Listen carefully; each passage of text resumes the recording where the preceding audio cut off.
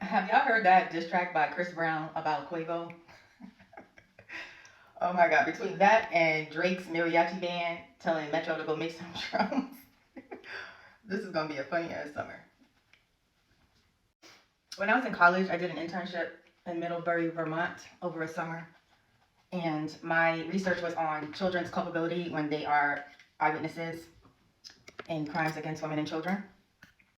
And while I was there, I noticed while watching TV that they didn't have crime reported in their news every single day like I was used to as a native New Yorker.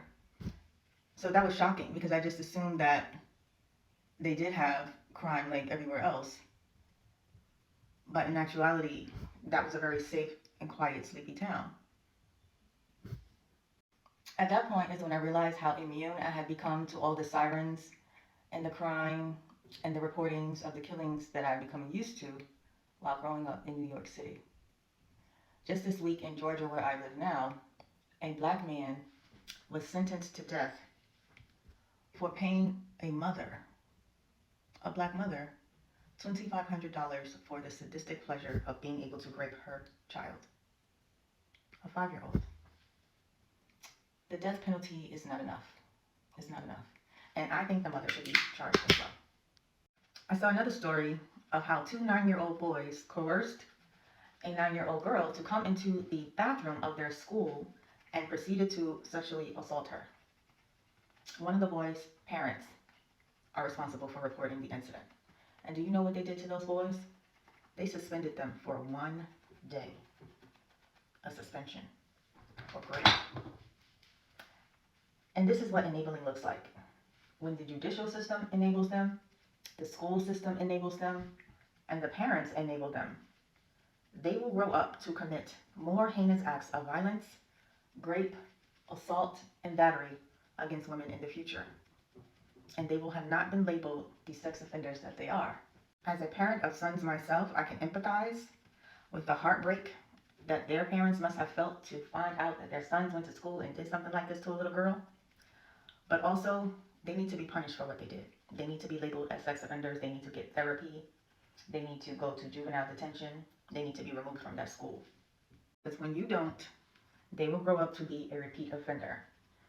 No one has held them accountable, and that's why so many men are walking around with the audacity that they have with this who won't check me attitude because no one has bothered to do it.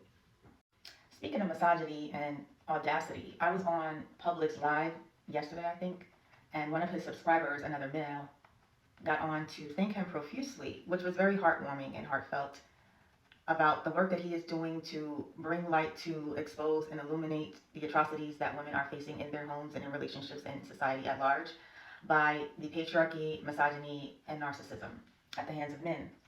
And he was transparent and brave enough to say that he recognized his misogyny and narcissism in his own marriage, and he was able to be open minded enough to unpack that and to listen, to comprehend, not just to respond.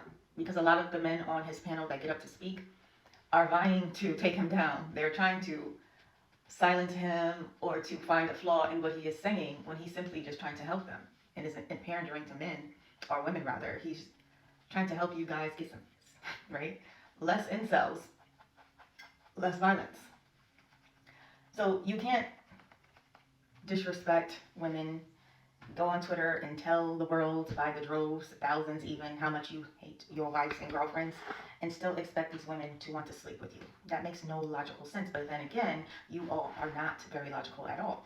So being able to see the error in your ways, find flaws in the fact that you can be in a home with a woman and believe that it is her duty to serve you and that you shouldn't have to lift a finger, even though you asked her for her hand in marriage and you coerced her into believing that you were going to be a partner, is asinine.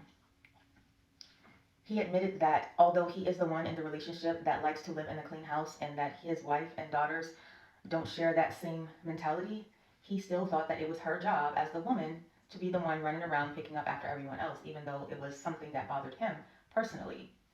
And so, although she is working as well and has other things on her plate just as he does, she wasn't getting around to it or doing it in the manner in which he thought it should be done. So that was always a thorn in his side and creates a rift in the marriage, and therefore you become an incel in your own home. Because again, who wants to sleep with a man that is treating her with disrespect. So now that he is aware, he can clean the house to make himself happy. And therefore, he's not nagging his wife about doing something that he sees needs to be done and just simply steps in to do it himself. Now everyone's happy and you can go to bed and get some, right? That's what the goal is for most of you. And unfortunately, there are still going to be women who side with misogyny and the patriarchy and who insist on being pygmies. So the men who don't want to change will have women to date, but ironically enough, you all don't want them. You want the women who are more feminist.